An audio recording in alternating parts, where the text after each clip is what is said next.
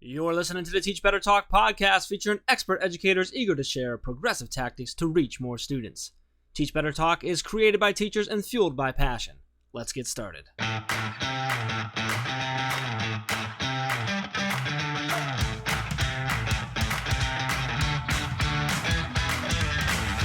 Hey everyone, welcome to episode 149 of Teach Better Talk. My name is Ray Hewart, and as always, I am with my celebratory friend, Jeff Gargis. Celebratory, huh? I like it. Well, was that just off the cuff? Well, it was not only off the cuff, but it was because right before we started recording, we were talking about our friend Tim, and so I thought that we would literally just spend the next few minutes celebrating how great Tim was, so I felt like that made you celebratory. Let's do that, yes. So our friend Tim, as we call him, others call him Tim Cavey or Mr. Tim Cavey or Mr. Teachers on Fire. Does he go by the whole name every time, like Mr. Tim Cavey? That's what everybody I don't know. calls I him? just know that's his Twitter handle. He has Mr. Tim. It just seems Cavey. like, or no, it's just Mr. It's Mr. Cavey. I don't know what it is. I don't know. Apparently, I don't even know him. I doubt that his mother calls him and he's like, "Hello, honey, Mr. Tim Cavey." Like, I bet he goes by Tim sometimes if you're like BFFs with him or something. Maybe you're right. Yes, I was referring to how we call him, our friend Tim. But so we were talking. We just wanted to let's highlight Tim because we haven't talked. He hasn't been on. He was on a long time ago. He was an earlier guest. He our 100th episode. He flipped the mic on us, which is super cool. But Tim's just one of these guys that just constantly connecting people, always looking for ways to help other people. And if he sees an opportunity for himself to learn, he wants to bring everyone else together around it to help them learn as well. Which is great because it also helps him as well. Like, it's just this great learning thing. So we're in a great, Voxer group for podcasters. Probably my favorite Voxer group that I'm in.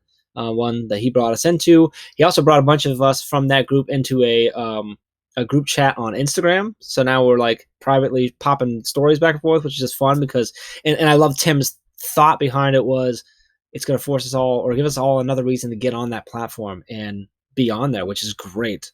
He and I are currently in a challenge for just trying to utilize, just between the two of us, trying to utilize Instagram more. But he's just one of the guys is that he's always looking to connect people. He his mission with Teachers on Fire and the podcast is all about raising the voices and highlighting educators. So he does that all the time, even far beyond that. So just shout out to Tim Cavey. I hope he's listening. I hope he blushes a little bit. But if you don't know Mr. Cavey, our friend Tim, you can go to teachersonfire.net. You can search Teachers on Fire for the podcast on any of your favorite podcast platforms. He's also on Medium. He does a lot of blogging on Medium. He's all over social media and stuff like that too. He's got the handle of Teachers on Fire on all social media. That'll get you connected. So just wanted to give some love to someone who's always showing us some love. So I think that's appropriate. We've both been on his podcast, but it's been a while.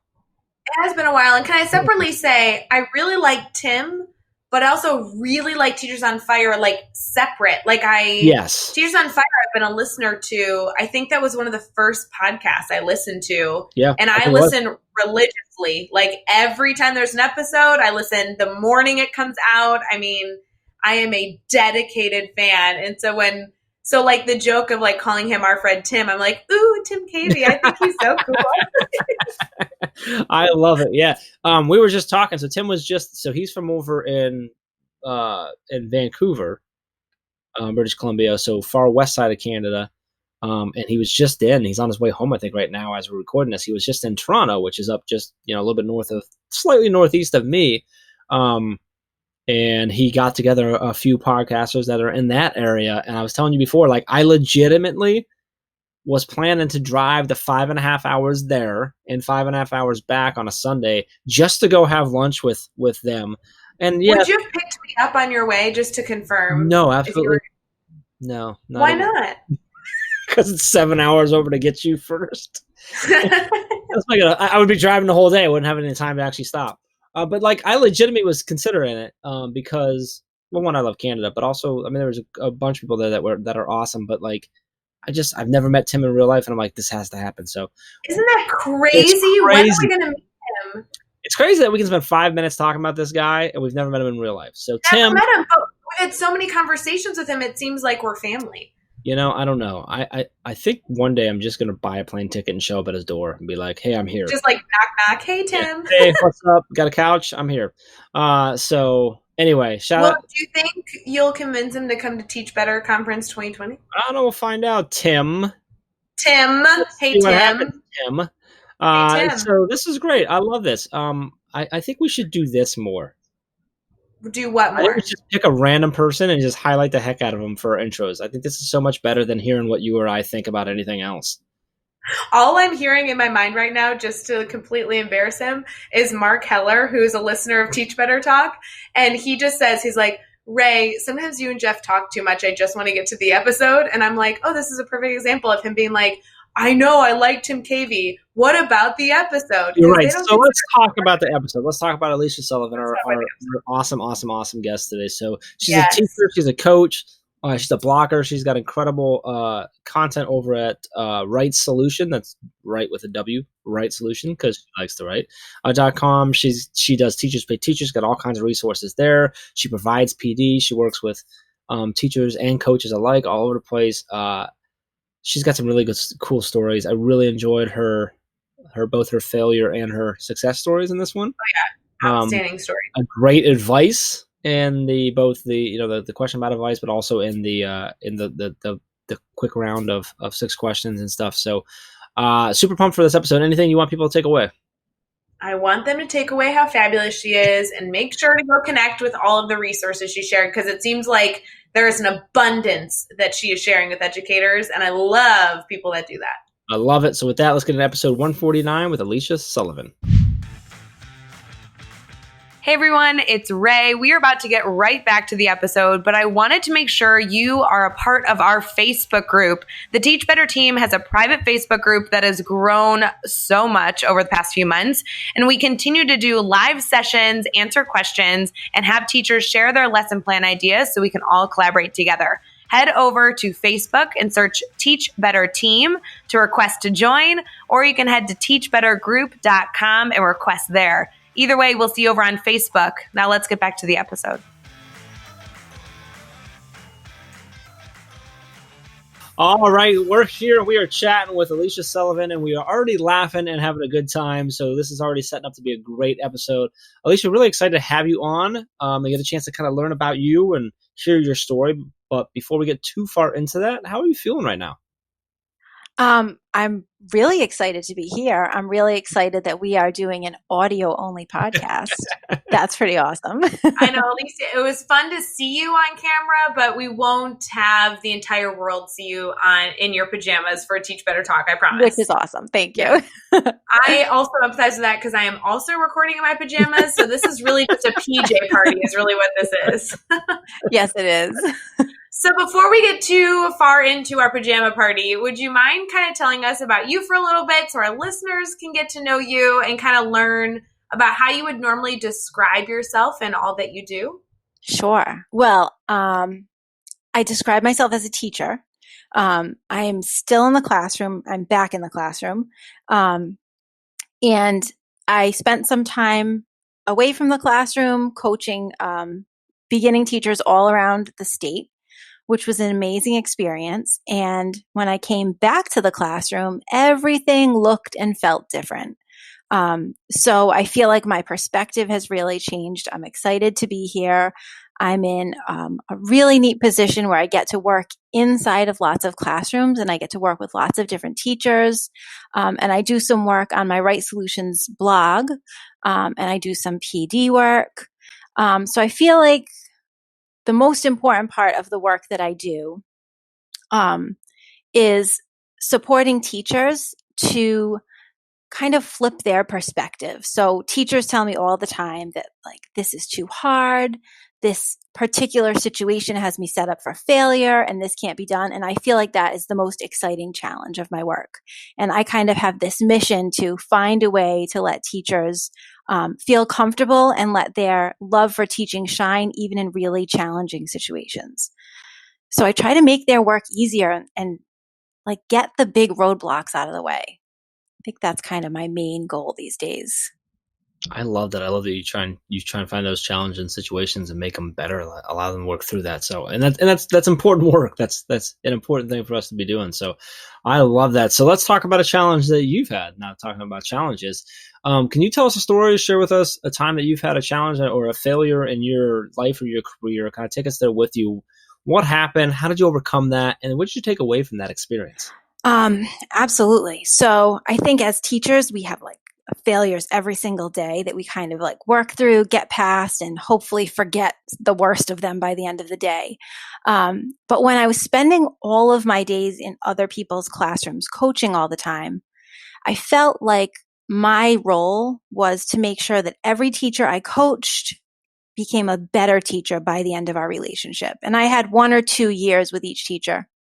So I had this like roadmap ahead of me, and we did all of this assessing together. So I knew where they were when we started, and I just felt so driven to get them someplace beyond where they were.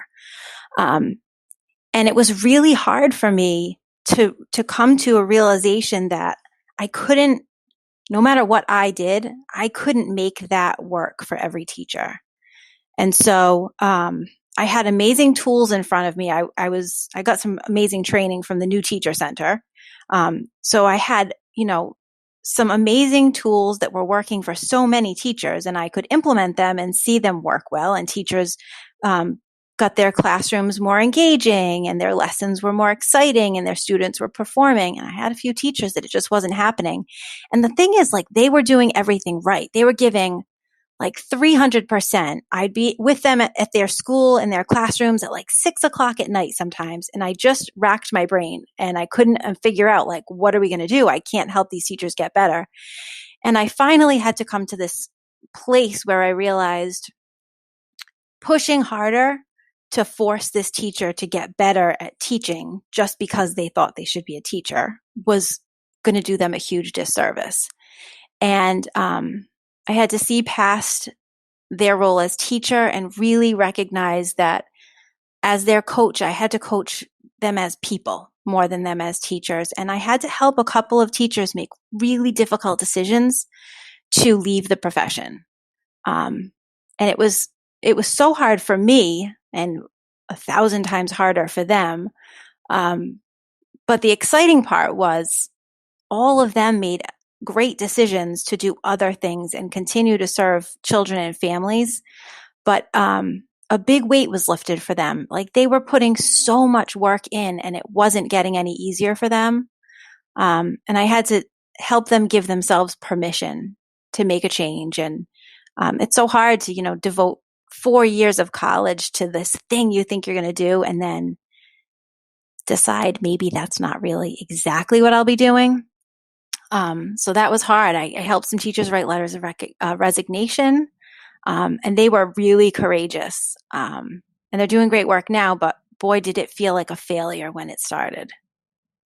Yeah, that's tough, but I mean, really important. And I think something that maybe isn't talked about enough, but I mean, that self-awareness of where you're supposed to be is so crucial, and especially in this role, in the role that teachers play in developing, our youth and into, the next generations of people that run the world. And if you're not there for the right reasons, if it's not the right fit for you, like, it's okay to step away and find another way. Like you said, I love that you talked about, like, and now they're making impacts in other ways, other avenues. They found their path that was right for them. So Right. I can definitely see where that can be tough, but I'm glad you got that realization, because I think that's an important thing to help those that need to go a different route, find a different route, and then Right. to find, and at the same time, having those conversations then allows you to, so I would think, confirm with the others that they are in the right spot, that they are, Yeah. and to build on their strengths stuff. So that's really And it cool. doesn't Really have to cool. be so exhausting. I think that's one of like the big ahas for me. Like, it doesn't have to be all encompassing. If a job Mm-hmm. is that hard, it's okay to say, like, maybe it's not exactly right, because we can't give 24 hours to our job, no matter how much we love it. Something's got to give. Mm-hmm. So, Mm.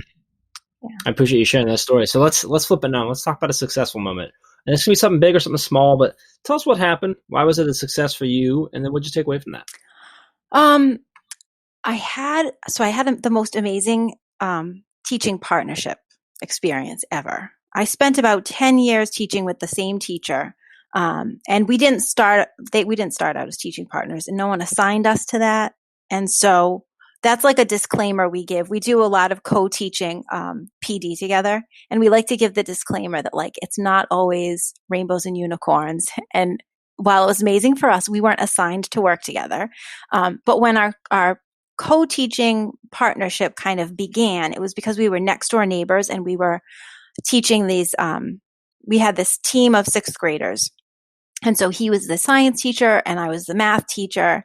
And for this one period a day, we kind of shuffled all the kids around and leveled them, right? That's what we were doing, that year. And that has changed 1,000,001 times since then. And what we decided to do was he and I took the lowest achieving 50% of our team and we said, let's like throw out all the rules. Let's throw out the curriculum. Let's forget about everything that everyone is expecting us to do and just try to do what we think, like what we had a hunch would be good for kids. And so these 50% of our kids, they were kids that were never doing their work, never handing in homework, and they were always in trouble with the teachers on the team for just not getting the job done. So we decided to like teach them study habits, like stop telling the kids to study and stop telling them to do work and really protect the time to show them how. And we held ourselves accountable for every single thing we asked them to do. Anything that we needed them to do, we sat right there and made sure that they knew how, taught them explicitly, and then like gradually released them from that. We never assigned homework. And what we were really doing was using all of the co-teaching strategies that we later incorporated into our making the most of the two-teacher classroom PD. So we would do station teaching, we would break the class into two and parallel teach, and all of these other things that just weren't happening anywhere else at the time for these kids. And they ended up making amazing gains. These kids were like the stars of their math class by the end of the year. And we only did it like from the second half of the school year on. And they gained so much confidence, and it was the best. It was the greatest experience for us, and certainly was good for kids.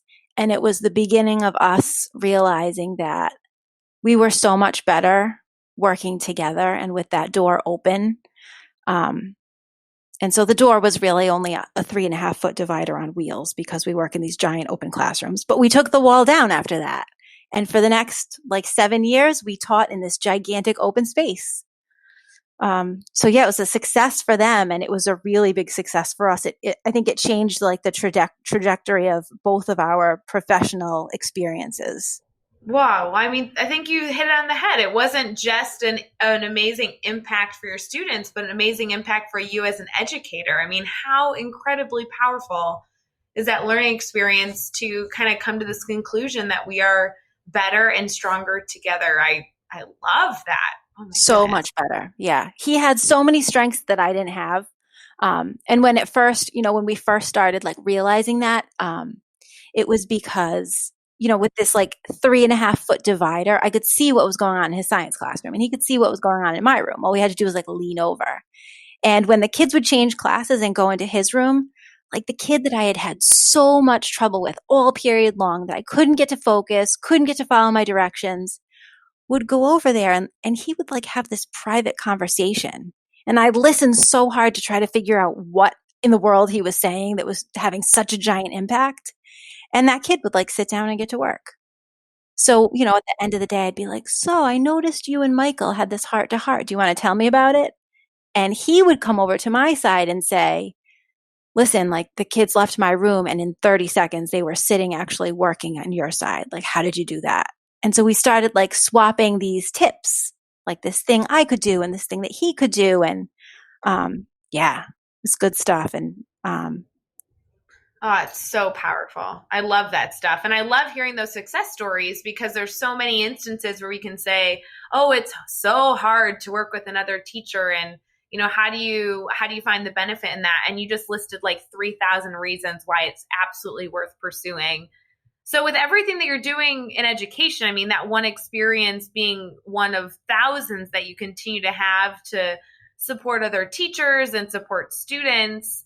I mean, what's kind of keeping you excited about education right now and everything that you're doing?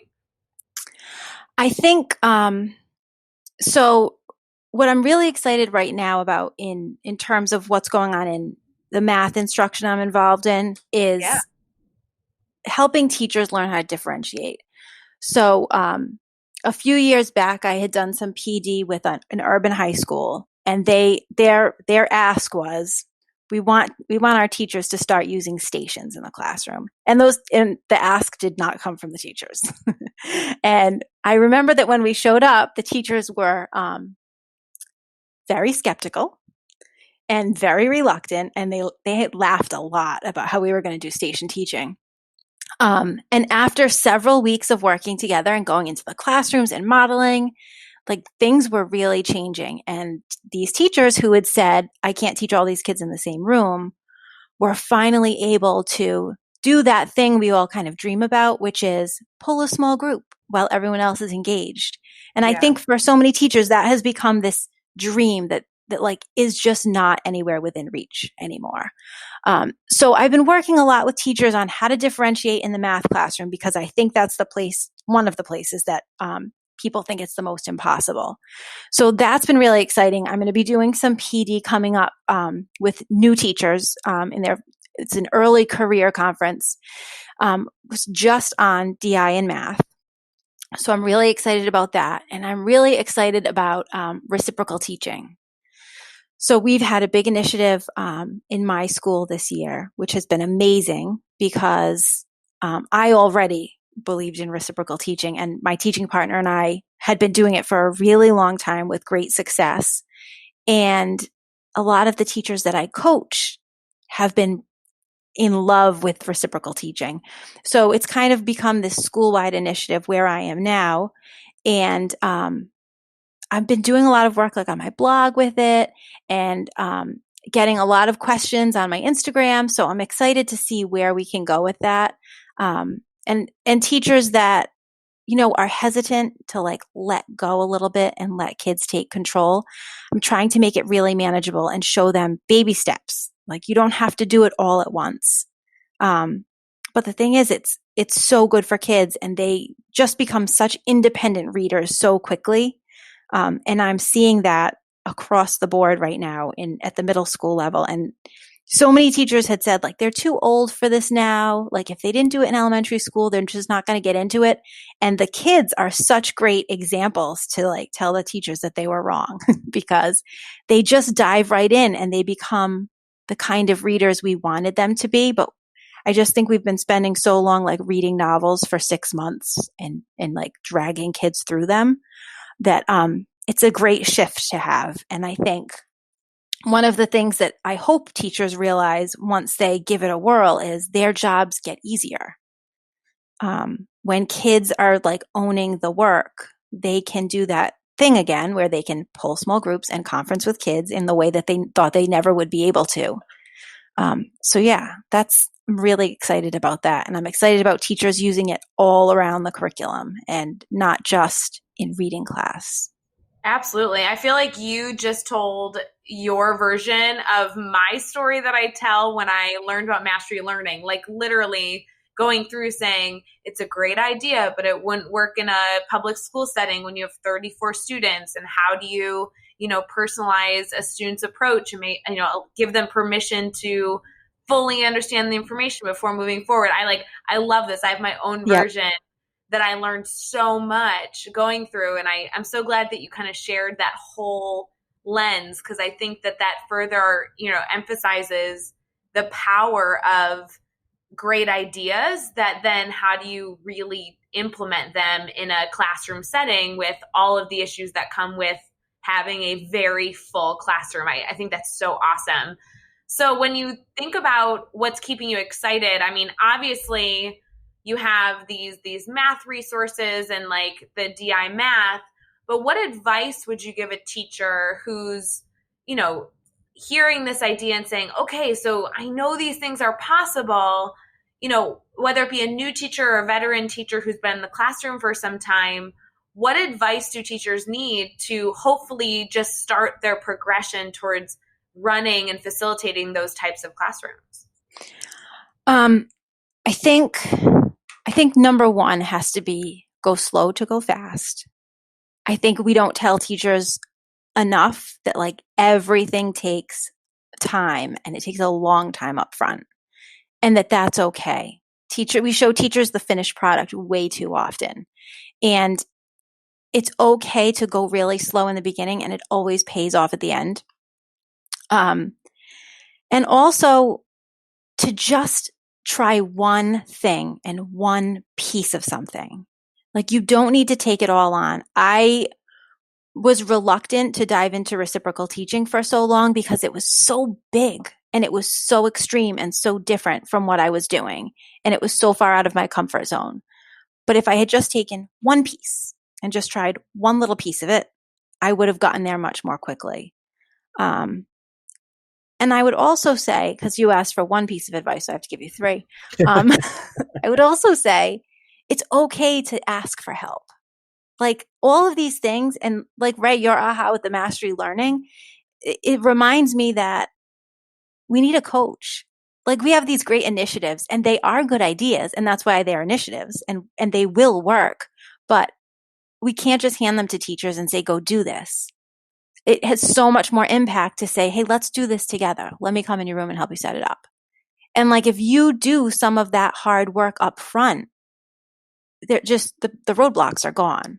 Mm-hmm. So ask for a coach, ask for a mentor, ask the teacher next door if they want to try it with you. Like, don't go it alone if you don't have to. Yeah. Great advice. I love it. Now, we're not going to take your advice in this next section. We're going to go fast. We're not going to go slow. We're going to go fast to go fast. All right. We're entering the Ricky Bobby moment. Okay. So we're going to do the next 6 questions. Your goal is to answer each one in 15 seconds or less. You ready to go? Okay. All right. What is one ed tech tool you cannot live without? Google Keep. Well, what's a book that you're reading right now? Sharp Objects. Who's that by? Gillian Flynn. Gotcha. Who do we need to follow on Twitter or Instagram today? Give us up to 3. Brian Mendler, Miss Ray's Room, and The Colorful Apple. What's a good YouTube channel or website for educators? A responsive classroom for everyone. Even if you feel like it's too young, it's not. It's going to like reset your brain. I like it. And give us a daily, weekly, or monthly routine every teacher should get into. Give yourself a schedule and stick to it, and make sure it's not just about school. You have to honor the things that you do outside of the school day, or you can't give your school what you really mean to give your school. And you can't sleep there. That's not ever allowed. And what is the best piece of advice you've ever received? You can't do it all and still do it well. So be intentional about how you use your energy. Oof, that's a good one. I like that piece of advice. I like it. Man, well, I want to make sure our listeners can stay connected with you to continue to hear your great advice, and also hopefully get some coaching on how they can better reach their students. Would you mind kind of sharing with us how they can stay connected, whether it be Twitter, Instagram, website, kind of anything in between? Sure. So my website is writesolutions.org with a W, because I like writing. And I am Write Solutions on Twitter and on Instagram. And my Facebook page is Write Solutions, the number 4 teachers. And I have a TPT store, Write Solutions, as well. Awesome. And you can find all the links, all the resources that we talked about in this episode over at teachbetter.com, as well as those really important links for connecting with Alicia and keeping the conversation going with her. So make sure you check out the show notes over at teachbetter.com for all of that. Be sure to hit subscribe so you don't miss any upcoming episodes. And if you can give us a rating and review, we'd really appreciate that as well. And let's keep taking this one step further. Think of just 3 of your colleagues who need to hear these amazing stories, and share this podcast with them. Alicia, this was awesome. Really appreciate you coming on. This is great. I love the value that's in there and everything that you're trying to do with the teachers that you work with and teachers that you support. And I hope everyone takes advantage of this and reaches out and utilize everything you have to offer. You got some great stuff over on your website and things that you're putting out. So really appreciate you taking the time and hanging out with us. Thank you. Yeah, thanks for having me. Until next time, let's get out there and let's teach better.